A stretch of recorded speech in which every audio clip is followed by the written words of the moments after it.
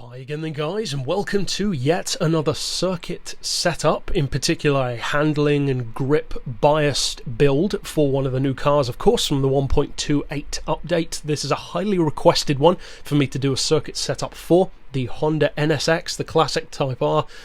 It was bound to be added to the game. Of course, the iconic NSX had to be added alongside the newer one. Now, as you saw from the title, from the thumbnail, this is optimized for N200, but if you want to use it for N300 or N400, you can do that as well. You'll just need to change a couple of things, for instance, your tyres perhaps, widen the gears a little bit more just to get more speed out of it, that kind of thing. But it is optimized in particular for N200 primarily because, just like the Porsche GT3 that I detuned to N300, it's a weapon when you use it in that lower class because of how good it is. So you might as well use it for something that's great.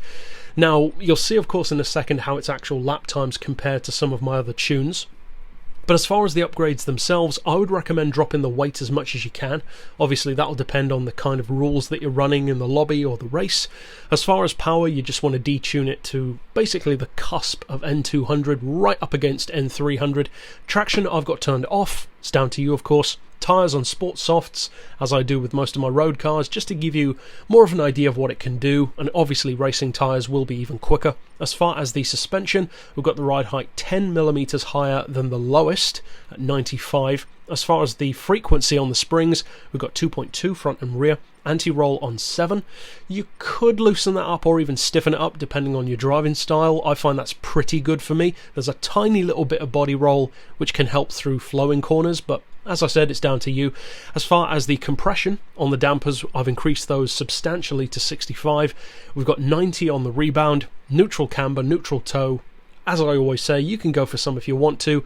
The car's pretty stable anyway though. It's got a 5.1 on the rating. That's pretty good for a road car, especially a low class one. So it's down to you. Downforce you cannot adjust, of course. As far as the diff completely changes the manners of the car. It does with any road car. So I've got halfway, as you can see on initial torque, then the lowest settings for both acceleration and braking. That works well for me. It might not work as well for you. I don't see why not though in the case of this car, because it handles pretty much on the money. It can get its tail out a little bit, but it's very easy to control. I would say very forgiving as well for beginners. The price tag isn't as forgiving, but the car itself is. And as far as the gearbox, this of course will be the most changeable thing depending on the power, because if you increase the power, especially up into N400, you will need to change the gears. But if you keep it in this class or close to it, then this should work for you as well. I wanted to cut the basically difference between acceleration and top speed with the power that you've got to work with. So I'd recommend an auto setting of 149 miles per hour. Then for first gear, we've gone all the way to the right to really improve that off-the-line acceleration.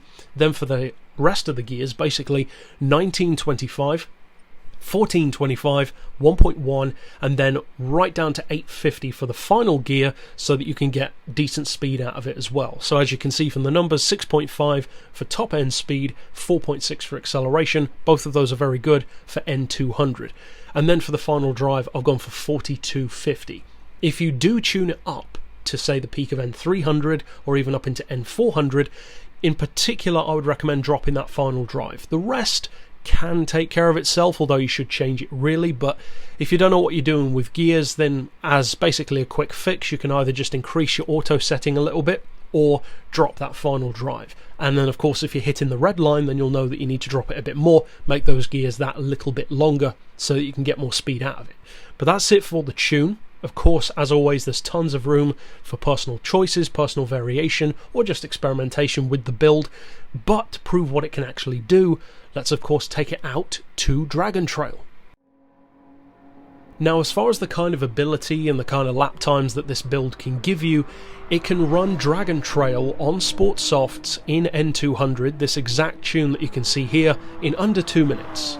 So it's not necessarily the fastest N200 car around, but that is quicker than my Alpha 4C in the same category. And it's not that much more expensive, it's like 7 grand more.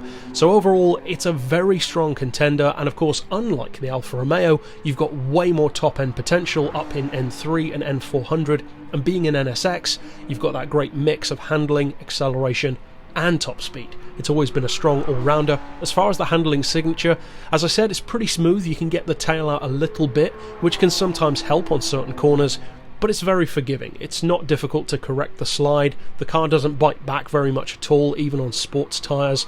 So I think if you do use this one, you'll have a lot of fun with it, and in N200 in particular, it's a weapon, that's for sure.